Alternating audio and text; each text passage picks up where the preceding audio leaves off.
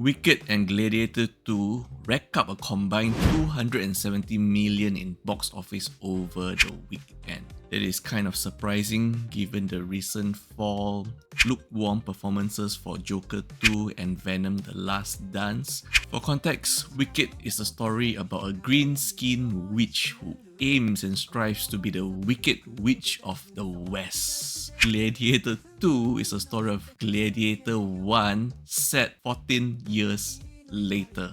Are we finally seeing some sort of superhero movie? Maybe consumer fatigue is setting in for superhero movies? China are famous for their cute pandas and Thailand is famous for their cute tigers. Look at these tigers here, literally looking like they pounced out of a cartoon panel. The tigers have visibly zero black stripes, a mix of white and brown color. They look so fluffy, and I just noticed even their whiskers are all white. Maybe that's why they are looking so adorable. They don't look menacing at all. I mean, take a look at their eyes. They look so perplexed. They look so innocent. So the crowds have been flocking to the Thailand Zoo by these cute colored tigers. I can't stop looking at the pictures after I started scrolling at them. They look like adorable feline home pets. Wow.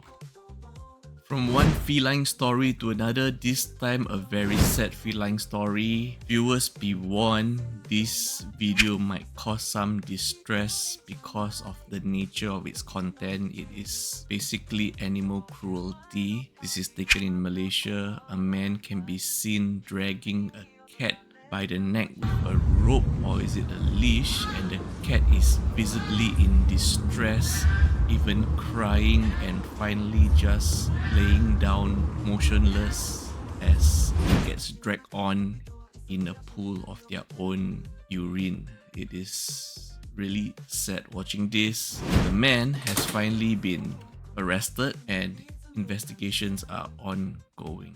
This happened in Malaysia, KL, Kuala Lumpur.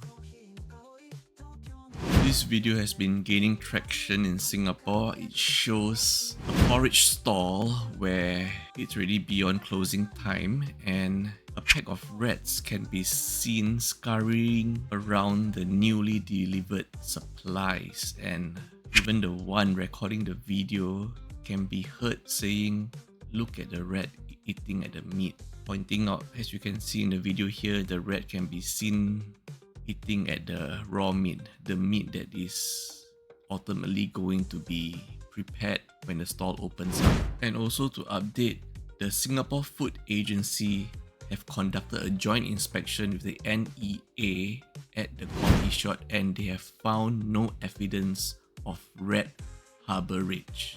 So like I said, this is commonplace. Being Singapore is a tropical island. We are near the equator, you know. Watching the video, the only thing I could say is it's kind of hard because supplies are delivered usually at odd hours where the store operators might need to rest after a hard day's work of preparing the food, cooking, selling and serving customers.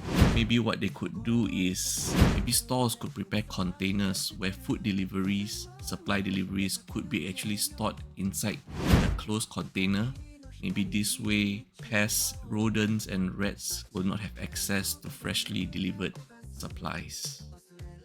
Ending of the day, a forklift was lifting a container at Pasir Panjang port when a stack of containers fell over and one container struck the main vehicle, causing the operator to fall out. He was still conscious when he was rescued by the SCDF, Singapore Civil Defence Force.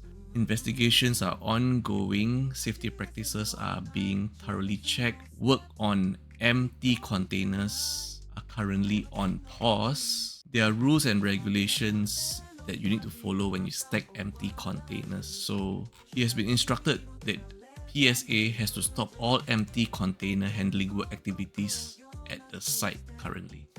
The ports of the future, some ports of the world are already functioning this way. I believe it is just a matter of time before Pasir Panjang terminal would have this upgrade. The ports of the future would be controlled remotely with the assistance of AI. No longer will forklift workers have to manually be inside the forklift to lift containers around. They would be safe in their control station, probably manning several forklifts at the same time with the assistance of AI.